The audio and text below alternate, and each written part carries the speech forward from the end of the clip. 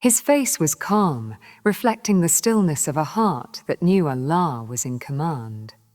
Ya Rasulullah, Abu Bakr said softly, let me lead the way. If there are dangers ahead, let them find me first. The Prophet looked at him with that gentle gaze that pierced the soul. Oh, Abu Bakr, how can I refuse such loyalty? But remember, Allah is our guardian. No harm can touch us except by his decree. And so they began their journey through the desert. The heat was fierce, the sand endless. Their feet sank into the dunes with each step, but their faith carried them forward. They took paths unknown to avoid the Quraysh pursuers. Days passed and the sun scorched their faces, yet their hearts remained cool with remembrance. At night, when the desert turned cold, Abu Bakr would guard the Prophet as he slept. He would stand watching the horizon, sword in hand, eyes scanning every shadow. The stars above were witnesses to his devotion. Sometimes the Prophet would wake and see him still standing. Arrest, O Abu Bakr, he would say gently. Your body needs sleep. Abu Bakr would smile, his voice soft. How can I sleep, Ya Rasulullah? My soul cannot rest while yours is unguarded. The Prophet smiled.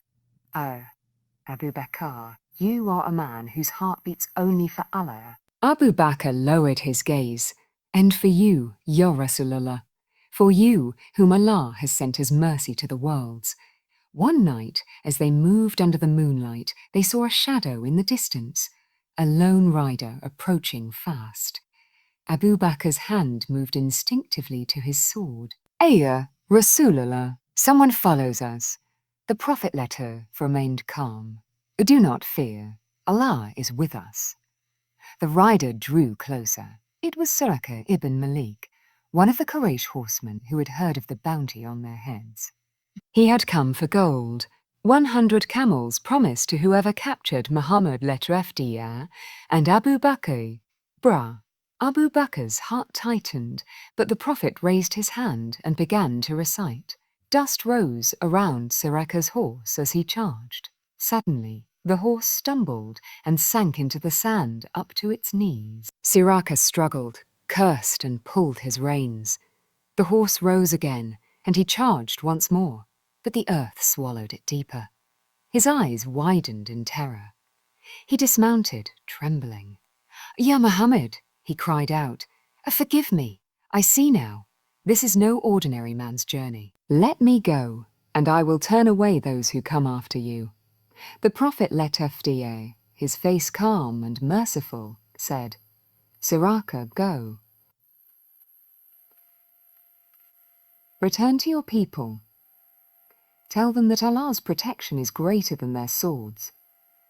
Abu Bakr watched in awe at his head, ashamed and trembling. Forgive me, Abu Bakr, he said, his voice breaking. I came with greed, but I leave with fear and faith. As Suraka rode away, Abu Bakr turned to the Prophet and said, Ya Rasulullah, even our enemies cannot harm us when Allah wills otherwise. The Prophet nodded, his eyes glancing toward the heavens. Indeed, O Siddiq, this journey will be remembered for generations, and those who believe will know. When Allah protects, no one can harm. Days turned into nights, and nights into endless travel, their provisions thinned. Hunger gnawed at their stomachs, thirst parched their throats, yet their lips never ceased in dhikr. Hasbiyallahu la ilahu huwa ilahuwa, Abu Bakr would whisper, Allah is sufficient for me, and in him do I put my trust. When the sun grew unbearable, they found shade under sparse trees. When the winds howled across the desert, they covered each other with their garments. When silence stretched too long, Abu Bakr would recite the verses he had memorized, his voice trembling with devotion. Once, as they stopped by a small hut belonging to an old shepherd, the Prophet fussed if they might have a little milk. The man apologized. Now there's only one weak goat here, and it gives no milk. The prophet letter smiled. I'll bring it. The man obeyed, puzzled. The prophet laid his blessed hand upon the goat and invoked the name of Allah.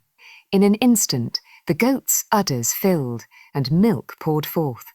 Abu Bakr held the bowl, his hands trembling as he watched the miracle unfold. They drank until they were full, and the shepherd, astonished, declared, Abayallah, you are no ordinary travellers.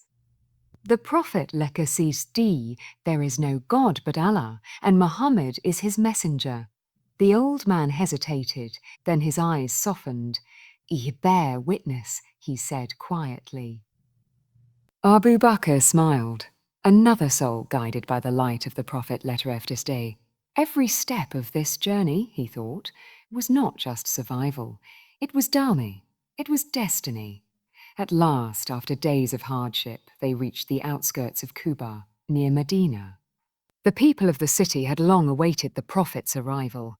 Children stood on rooftops, women lined the streets, and men wept with joy as they shouted, The messenger of Allah has arrived. The messenger of Allah has come. Abu Bakr's heart swelled. He looked at the Prophet Lekasisdi, Sais, light in his eyes, and whispered,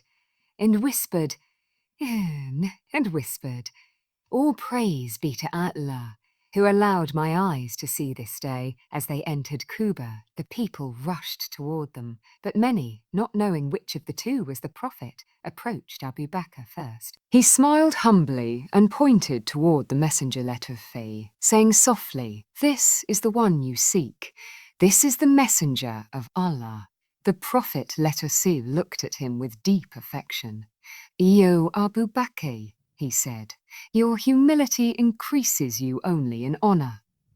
In Quba, they rested for a few days. A mosque was built, Masjid Quba, the first house of worship in Islam. Abu Bakr helped carry the stones himself, sweating under the sun, smiling through exhaustion. When others offered to take the burden from him, he refused. Oh no, he said gently. Every stone I lift for Allah will be a witness for me on the day of judgment. From Quba, they made their way to Madinah. The entire city erupted in chants of joy. Tala al-Badru Alaina, the full moon has risen upon us. Abu Bakr's tears fell freely as he looked around. This was no longer a city of fear, but of freedom. The messenger of Allah Lekasisdi was safe, and the light of Islam had found its home. That night, Abu Bakr sat quietly in his new home in Medina. The wind was cool, and the stars seemed closer than ever. His heart overflowed with gratitude. He remembered the cave, the fear, the serpent, the tears, and how Allah had guarded them through it all. He whispered, O Allah, you never abandon the hearts that trust in you. You never forsake those who walk in your path. As he closed his eyes, peace enveloped him. The angels that guarded him in the cave seemed to whisper through the breeze, reminding him his loyalty, his courage, his patience were written forever in the pages of faith. But this was not the end. It was only the beginning of Abu Bakr's journey.